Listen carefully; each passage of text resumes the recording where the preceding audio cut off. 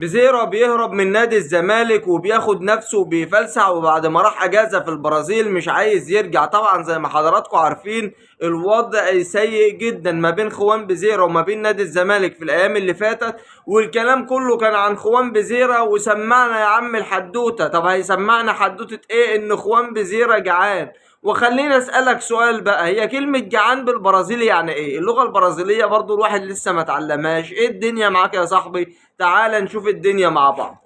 نادي الزمالك الفترة اللي فاتت كان بيقول لك ان المشكلة مع وكيل خوان بيزيرا. حلو الكلام، حلو. طب مشكلة خوان بيزيرا اتحلت، خد فلوسه. مشكلة وكيله، خد فلوسه.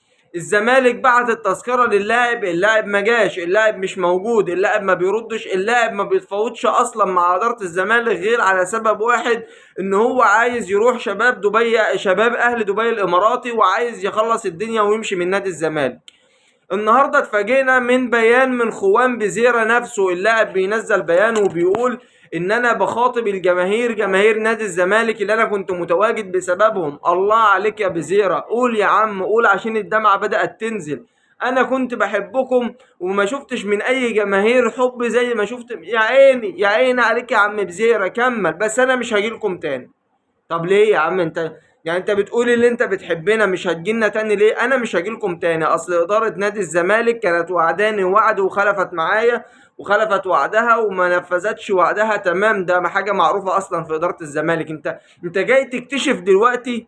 هو انت جاي تكتشف دلوقتي ان ادارة الزمالك لما هتوعدك وعد هتنفذه؟ يا ابني والله العظيم ادارة الزمالك اللي موجودة حاليا من ساعة ما مسكت الزمالك مفيش وعد واحد نفذته لأي لاعب أو لأي جهة.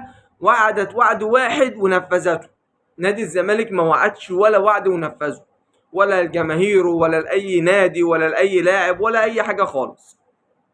فبزيرة مستاء من ان اداره نادي الزمالك ما بتنفذش وعودها معاه، وان هم هيناقشوا العروض اللي موجوده. وبالفعل وصل لهم عرض هو اكبر عرض في تاريخ نادي الزمالك، ونادي الزمالك رفض. وخلينا اقول لحضراتكم ان نادي الزمالك رافض ان هو يبيع بزيرة، لان هو اللاعب الوحيد اللي موجود عندهم، وهم يلعبوا دوري ابطال من غير صفقات ومن غير اي حاجه، فهم متمسكين باللاعب.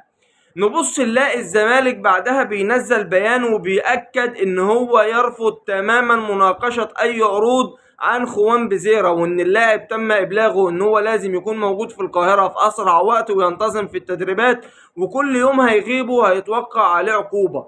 اللهم صل على النبي. الزمالك بقى بيوقع عقوبة على اللعيبة. والله زي ما بقول لك كده، هم بيقولوا كده بس ما فيش عقوبة بتتعمل. وانت عارف وانا عارف وكلنا عارفين وادارة الزمالك عارفة وجماهير الزمالك عارفة، مش جديدة يعني. جماهير الزمالك نفسهم عارفين ان ادارة الزمالك يعني خليها على الله يا صاحبي، خليها على الله.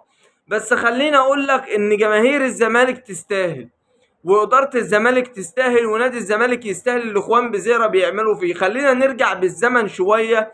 يوم 29/4، يوم 29/4 طلع المعلم حسام حسن، حسام حسن من المعلم حسن شحاتة، طلع وقال اتكلم عن خوان بزيرة وقال انا مش بلعه لان اللاعب ده بيضحك على جماهير الزمالك. اللاعب بيحاول يستعطف جماهير الزمالك، بيعيط كتير ومفيش لاعب بيعيط بالطريقه دي، وبيقعد يبوس التيشيرت ويقعد يغني مع الجماهير ويقعد يعمل، وهو مش موجود في النادي غير بقاله يومين بس. ازاي في لاعب هيعمل كده؟ اكيد بيضحك على الجماهير.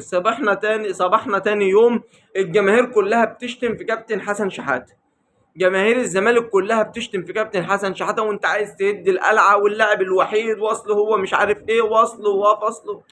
أسطورة نادي الزمالك كابتن حسن شحاتة اتشتم من جميع الجماهير بسبب خوان بزيرة. ودلوقتي على فكرة خوان بزيرة ده كان متشال على الاكتاف، وبص مفيش زيه. ده اللاعب اللي بص ما اقولكش يعني. انا لسه شايف واحد زملكاوي مشهور جدا جدا جدا وكل الجماهير بيتابعه، قال لك احنا اتعودنا بقى خلاص، ده واحد من لعيبة الزمالك جاي يعمل فينا، احنا اتعودنا خلاص. هم اتعودوا على كده.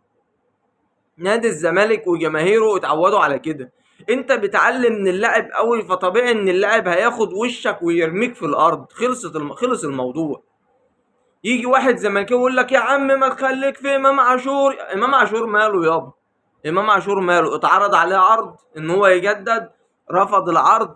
مية مية. التدريبات يا باشا، انزل تدريباتك، العب ماتشاتك الودية، روح مع الفريق المعسكر في اسبانيا، مشي الدنيا، الدنيا ماشية، الدنيا ماشية. ولما عمل حاجات قبل كده اتعاقب قدام الجميع بمبالغ رهيبة، وكلنا شفنا، كلنا شفنا الفعل ورد الفعل، فعل من اللاعب ورد فعل من النادي، وكلنا انما انتوا بلا فعل وبلا رد فعل وبلا اي حاجة خالص. الخلاصة ان خوان بيزيرا مش عايز يرجع نادي الزمالك. خوان بيزيرا فقد الثقة في إدارة نادي الزمالك، خصوصا بعد رحيل جون إدوارد. وخليني اقول لحضراتكم ان لحد دلوقتي ما فيش لاعيبه موجوده، لا عبد الله السعيد ولا شيكو بنزا المحترف التاني موجود. وفي خبر حلو ان شيكو بنزا اخبر اداره نادي الزمالك ان هو هيكون متواجد خلال يومين في التدريبات، وهيكون متواجد في القاهرة عشان يحضر التدريبات وينتظم مع الفريق في المعسكر بتاعه. لكن خوان بيزيرا، هل الزمالك لو فضل مصر على ان هو مش هيناقش اي عروض، وان خوان بيزيرا فاضل في عقده 3 سنين، لانه عقده كان 4 سنين فات منهم سنة، فاضل 3 سنين في عقد خوان بيزيرا، الزمالك لو فضل مصر على كده هل اللاعب هيديك في الملعب؟ يعني هل اللاعب هنظن دلوقتي يا عم، هنتكلم ان رسميا خوان بيزيرا وصل القاهرة وانتظم في التدريبات وهيلعب مع الزمالك، هل هو هيطلع مجهوده ليك اصلا؟ ما اظنش. بنسبة 90% هينزل يتمشى لك في الملعب لحد ما انت، وفي الاخر هيجي لك عرض باللي هو هيعمله ده، هيجي لك عرض بمليون ونص ولا بمليون، وهتبيعه بسعر التراب حرفيا. وانت حاليا مش عايز تبيعه بعروض من اول 4 مليون يورو لحد 6 مليون يورو. هنشوف ايه اللي هيحصل اليومين اللي جايين. لكن خلاص خوان بيزيرا لحد دلوقتي ادى الصابونه لنادي الزمالك، استماره 6 مضاها خوان بيزيرا هو وابوه، وكل شويه تصريح من خوان بيزيرا وتصريح من ولد خوان بيزيرا، والدنيا ولعانه يا صاحبي. بص، يلا بينا يلا بينا بسرعه عشان ورايا مشوار. يلا لو وصلت لحد هنا يا صاحبي، شكرا لوجودك ودعمك. سلام.